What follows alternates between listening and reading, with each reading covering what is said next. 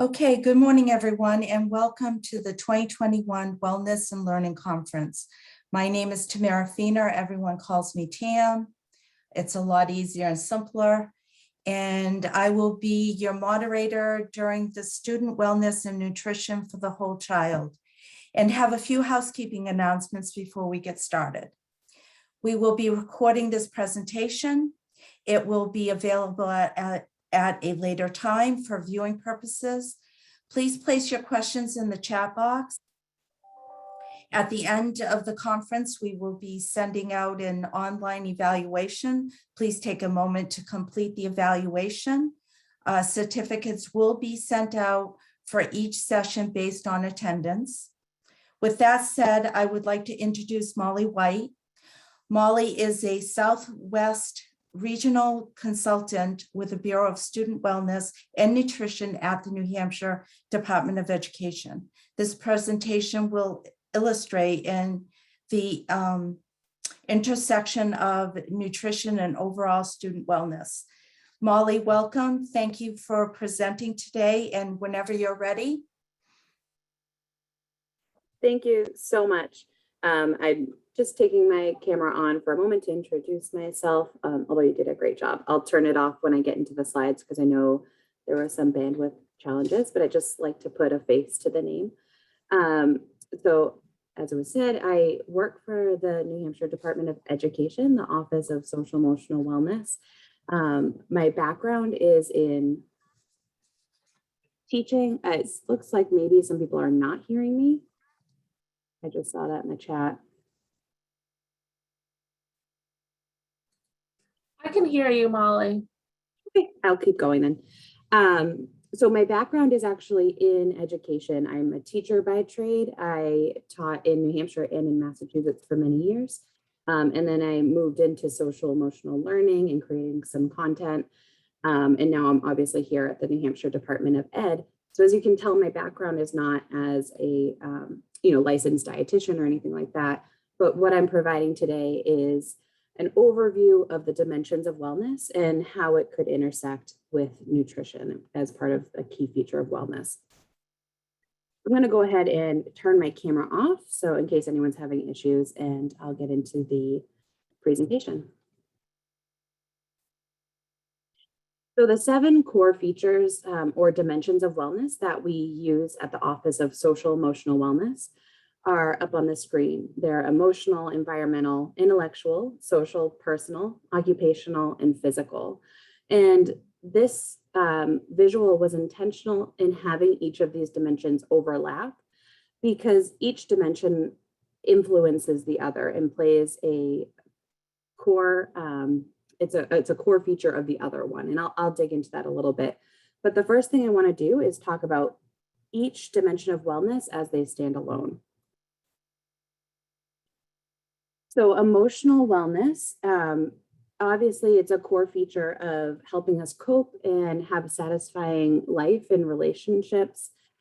Some of the ways you would see emotional wellness is a student that has high self-esteem, balance between their emotional states, their ability to cope and recognize changes in life, and participate in positive relationships.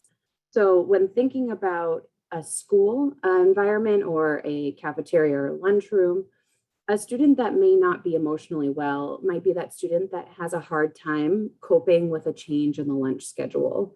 You know, if they were expecting PB&J, but it's actually turkey sandwiches, that might be a student that could benefit from some emotional supports and build up their wellness. Environmental wellness, when we talk about it in the Office of Social Emotional Wellness, is not just the climate or the temperature, but the overall community we create with our colleagues, with our students, and with staff to create a supportive environment.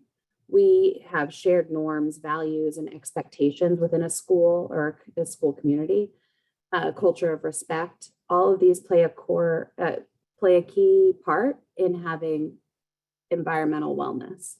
So when we're thinking about our time in a classroom or in a lunchroom or cafeteria, having those shared norms and expectations for students, it not only helps create a a peaceful environment, but it helps create and build environmental wellness for everybody. So teaching expectations around either gathering food or cleaning up after ourselves will help not only, like I said, keep peace within the space, but will help build up everybody's environmental wellness. Intellectual wellness, the third dimension that I mentioned, is not just the ability to kind of have book smarts, but it's the ability to have creative problem solving skills, communicate clearly, have some critical thinking. And all of these, obviously, you could anticipate would be used when a student is maybe walking through the lunch line, or advocating for themselves when they have an eating preference. They'd be kind of flexing their intellectual skills and their intellectual wellness. And we can build that up by letting students do those types of things as they're passing through the cafeteria, or time management skills and the ability to decide between how much time am I going to spend chatting and catching up with my friends versus eating my meal and making sure I get all the healthy nutrition I need. Social wellness is the ability to not just establish connection, but maintain those connections and relationships, having a sense of belonging within an environment. So self-confidence is a core feature here of social wellness. And you can help build that with students as you interact with them, but it's also something that students will build with their peers as they're sitting at the lunch table and communicating with each other and sharing meals. Having a sense of purpose is a core feature of personal wellness. Having meaning in life, a sense of right and wrong are all ways that we display our personal wellness. So thinking of in a cafeteria, that student that gets two desserts, and the ability to go up and kind of own that mistake, and knowing a sense of right and wrong, knowing that that's wrong, is just one way students display this skill. And of course, there are many ways we could help support the building of personal wellness.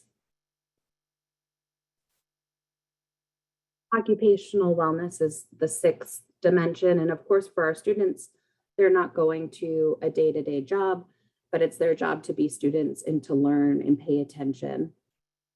So students display occupational wellness in many different ways because we all have different learning styles. So there are those students that are filled up by lots of studying and AP courses, and then other students that get personal satisfaction from arts and creative time. And all of this kind of leads into one of the final wellness dimension that I'm going to talk about today, which is physical wellness. And of course, we know that physical wellness encompasses a lot of different things. It's not just our cardio health and our ability to get up and run a mile, but having healthy, maintained quality of life, having healthy meals, healthy interactions, the ability to, attend to tasks, not just sit there and listen, but actually be interactive, is all part of physical wellness. And of course, like I said, nutrition is a key feature here. So like I shared earlier, all of these dimensions do not stand alone. If you are not physically well, it'll be very hard for you to maintain your intellectual wellness. If you are not fed healthy and nutritious meals, it is next to impossible for you to then attend to your math lesson that you have afterward, or have positive social interactions and build your social wellness. I know personally when I'm not physically well, whether it's, I had to miss lunch because of a meeting, or if I'm feeling ill with a fever, I know my emotional wellness is the first thing to go. I'm not happy in what I'm doing, and you need to feel that physical wellness in order to have all these other dimensions kind of fall into place. So now that I've talked about the dimensions of wellness that we support with the Office of Social Emotional Wellness. I want to dig in a little bit to what it is that my office does to support this wellness and all of these dimensions in the work that we do. So my job is to support schools and districts in exploring and implementing a system called MTSSB, which stands for the Multi-Tiered System of Support for Behavioral Health and Wellness. And what we do is we work with schools and districts to mobilize these 5 steps. So we mobilize people to use and look at data, to make key decisions, implement strategies, and then monitor progress. And this system, you can see it in a lot of different venues. So we do this with the behavioral health and wellness lens, but this is something teachers do when they're looking to improve academic scores. And you see it kind of all over the place. It's a continuous quality improvement loop. So what this may look like is having key staff, decision makers, administrators come to the table as representatives in mobilizing people to create a district team that looks at data. And when I say data, I'm not saying academic scores and test scores and those types of things. We do look at that, but we also look at attendance and nurse visits and the number of students that access free and reduced lunch. We look at the number of students accessing outside clinical mental health counselors, some of the youth risk behavior survey data, and we use this to paint a picture of what's going on in the school. And then we use that data to make a plan to support students. So whether that's, one of the key problems is Monday morning students come in and, they have a hard time regulating and settling down. Maybe there's supports we can provide over the weekend. I know many schools provide lunches over the weekends or during COVID times, lunches during the school weeks when they weren't physically in the building. And that's the implementing strategies aspect of MTSSB. We implement strategies like that, sending food home, sending supplies home, but also other strategies like universal social emotional learning curriculums. So all students can learn how to emotionally regulate themselves. And then we monitor progress, and we do that through gathering more data. And then again, let that continuous quality improvement loop, we mobilize people again to use that data and make a decision to make sure that those strategies we implemented are actually reaching the goals that we set. So when we think about those steps, for my office, we focus on social, emotional, and mental health for all, not just those students that kind of crop up as benefiting from social, emotional, and mental health services, but we ensure every single student in the building has those options. And we do it through a tiered prevention framework, which I'll talk through on the next slide. An integrated delivery system, meaning that if a student needs supports for mental health, they're able to access those in the school day and within their environment that they're natural to. We're not pushing them out to all these different services across towns and county lines. And then we focus on student outcomes. We're focused on that data that I talked about to make sure we're not just giving them access to these resources, that we're actually seeing that they're benefiting from them. So as I alluded to, a large portion of our work is based on this tiered prevention framework, meaning that we support students wherever they fall on this continuum. 100% of students are accessing social emotional learning curriculum. And this may look like in a cafeteria or a lunchroom, 100% of students have access to the lunchroom. Whether they bring their food from home or they get it from the cafeteria, we know that 100% of students have time set aside in their day to access lunch, sit down, socialize with their peers, and eat and fuel themselves for the rest of the day. Tier 2 in my work often looks like small groups. And sometimes you may even hear teachers talk about lunch bunch. That's actually a tier 2 intervention that we promote for those students that could benefit from smaller instruction and support to the tier 1 skills. This could, like I said, look like lunch bunch. It could look like a student that just has some eating preferences. That student may be flagged for preferring, whatever it is, kosher meals or gluten-free or what have you.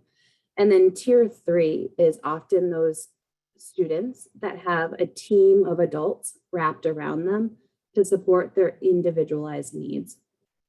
So this could look like students that have eating disorders, that have allergies, that have other very specific eating needs that can't access their tier 1 lunchtime without those supports. So as you can see, this tiered prevention framework that we use at the Office of Social Emotional Wellness to support students' social wellness also supports students' physical wellness in the same way and their nutritional wellness. We identify and target students' supports so that they're able to succeed wherever they fall on this scale. And so with that, that was a brief overview of the 7 dimensions of wellness and how nutrition plays a key factor in each of them. I hope that you learned something, and if you have questions about anything that I shared today, feel free to reach out to me. I typically serve Southwest New Hampshire, and my colleague and counterpart, Catherine, serves South Central New Hampshire, but we are actually able to support anywhere within the state of New Hampshire until we fill all these vacancies. So feel free to reach out with questions or comments, and I'm also happy to take any questions that you have now.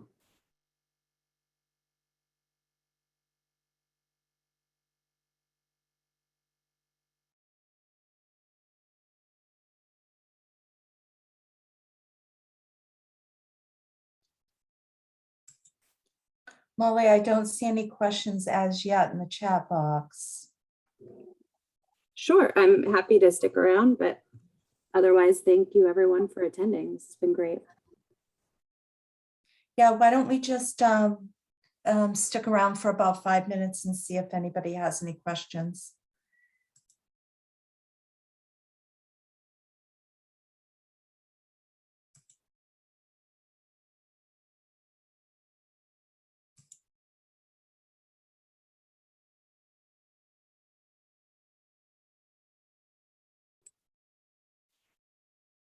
While we're waiting to see if any questions kind of pop up, I'm curious if anybody on the call has kind of heard about MTSSB within their school districts, or if they've been asked to join something we call a district community leadership team, or some schools call it a community management team to look at that data and make decisions.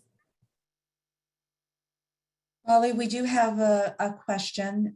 Do you work with external partners outside of the school district or DOE? That's a great question. Absolutely. We know that schools can't do it alone. They're obviously the front lines, they're with students the most, but we promote connection to community partners. Oftentimes the first thing that comes to mind is our local community mental health agencies that we contact with and work with, but I've seen school districts partner with local food banks. They've opened up different kind of resources within their school, but like a co-located model. So the food bank would have an office in their school building. After school and out of school time placements, I've seen a lot of connections there as well. And often those connections happen at the district community leadership team that I was just talking about. We get all of those players and the decision makers at the table to meet the needs of the students where they're at. Okay, we have another question. Would you be interested in being a speaker for our school district Wellness Council, Manchester?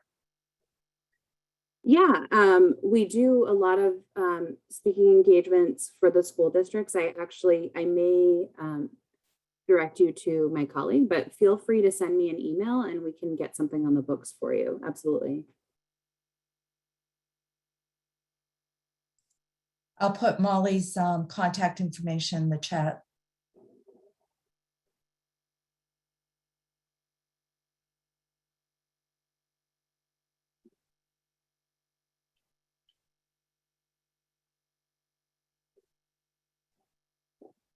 We have another question. I do have a question about previous classes. Can I go back and do them? The ones from this morning? I believe that we do have that. We're going to have them recorded and sent out at some point. So I believe you're going to be able to do that.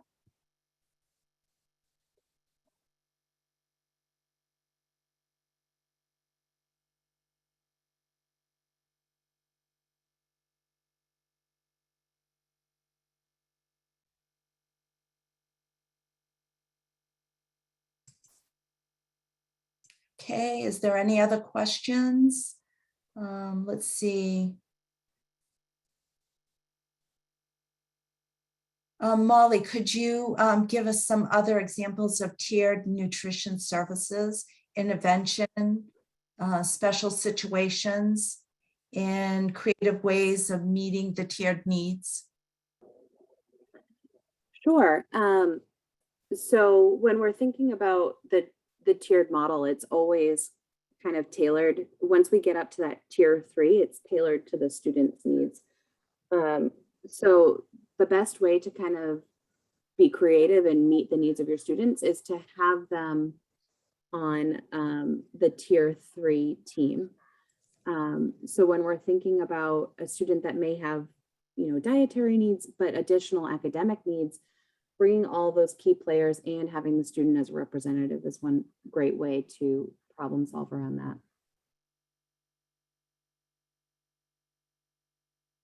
And I do believe the slides were sent out as a PDF, but I'm sure we could send those out again. I just saw a question about the PowerPoint slides.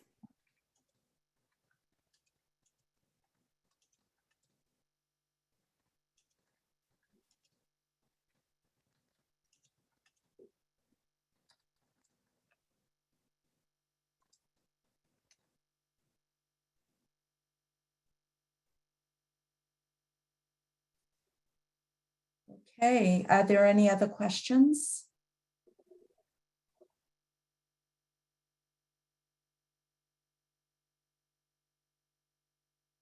I don't see any more, so thank you for everyone who attended, and I did put in the chat, the next presentation is civil rights. Steve Miliano from USDA will be presenting. That will not be recorded, just as a point of reference. Thank you, everyone. Have a good day. Take care. Thank you, Molly. Thank you.